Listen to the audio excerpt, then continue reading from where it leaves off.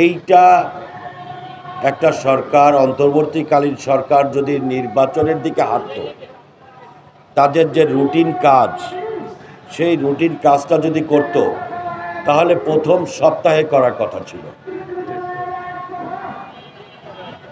কারণ একটা অন্তর্বর্তীকালীন সরকারের কি জন্য অন্তর্বর্তীকালীন সরকার?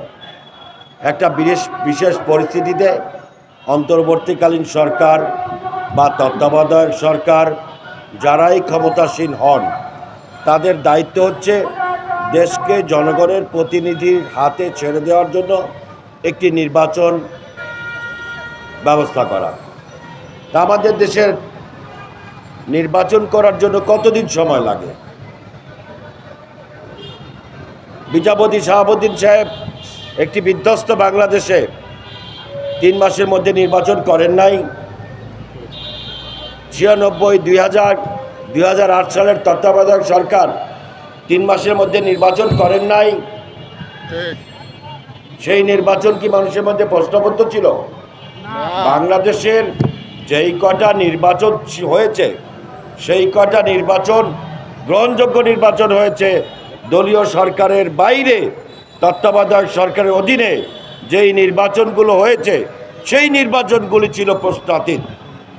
তাহলে নির্বাচন কেন্দ্রিক কিছু সমস্যা আওয়ামী লীগ করে গেছে, নির্বাচনী ব্যবস্থাকে ভেঙে দিয়েছে। তাহলে আপনাদের উচিত ছিল নির্বাচনী ব্যবস্থাকে ভেঙে দেওয়ার জন্য দায়ী আওয়ামী লীগ সরকারের বিভিন্ন পর্যায়ের লুকিয়ে থাকা আওয়ামী সন্ত্রাসীদের তালিকা করে তাদেরকে বিচারের মুখোমুখি করা। আপনারা সেই কাজটা করেন নাই। নির্বাচন সংশ্লিষ্ট যেই ত্রুটিগুলি ছিল, সেই ত্রুটিগুলি প্রথম 1 মাসের মধ্যে আপনাদের হাত দেওয়া উচিত ছিল, আপনারা সেটা করলেন না। বিভিন্ন সংস্কারের কথা বললেন। আরে ভাই, দেশকে, রাষ্ট্রকে সংস্কার করতে হবে অনেক ব্যাপক। সেই সংস্কারের চিন্তা তো বিএনপি আজ থেকে 5 বছর আগের থেকে করছে। 3 বছর আগে সংস্কারের রূপরেখা জাতির সামনে উপস্থাপন করেছেন।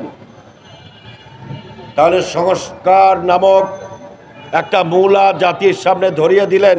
এই সংস্কার বাস্তবায়ন করবে কি আপনারা করবেন, নাকি যারা এই জনগণের প্রতিনিধির, জনগণের নির্বাচিত প্রতিনিধি, তারা বাস্তবায়ন করবেন? সব কিছু মিলিয়ে যখন একটা ঘোলাটে পরিস্থিতি সারা দেশে তৈরি হলো, তখন ডক্টর মোহাম্মদ ইউনূসের বোধোদয় ঘটেছে যে এই দেশের মানুষের প্রতিনিধিত্ব করে যেহেতু বিএনপি, এবং জনাব তারেক রহমান যেহেতু আগামী দিনের রাষ্ট্রনায়ক, সেই জন্য তার সঙ্গে পরামর্শ করা প্রয়োজন। তিনি লন্ডনে গেলেন। লন্ডন বৈঠক সুসম্পন্ন হলো। সারা দেশের মানুষের মধ্যে একটা জাগরণ তৈরি হয়েছে। সেই লন্ডন বৈঠকের পরে কিছু ষড়যন্ত্রকারী রাজনৈতিক দল, তাদের মাথায় সমস্যা তৈরি হয়েছে। এই রাজনৈতিক দলগুলো অতীতে জনগণের ভোটে কখনো সংসদ সদস্য পর্যন্ত নির্বাচিত হতে পারে না। এই রাজনৈতিক দলগুলোর মধ্যে এমন কিছু রাজনৈতিক দল আছে যারা শেখ হাসিনার নির্বাচনে বৈধতা দিয়েছে, নির্বাচনে অংশগ্রহণ করার মধ্য দিয়ে। যারা শেখ হাসিনার নির্বাচনে অংশগ্রহণ করেছে তারাও আওয়ামী দোসর, তারাও ফ্যাসিবাদের দোসর। তাদের পরামর্শে বাংলাদেশে কোনো নির্বাচনী ফর্মুলা জাতি মেনে নেবে না।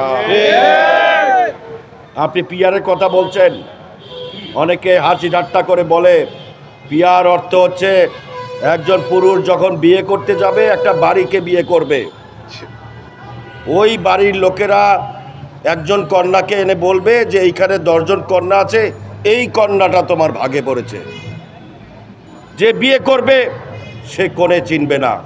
আমার দেশের মানুষ ভোট দেবে বরিশালে, আপনি প্রতিনিধি বানাবেন রংপুরের। কোত্থেকে পেয়েছেন এই আজগবি ফর্মুলা? কোত্থেকে শিখেছেন এই আজগবি ফর্মুলা?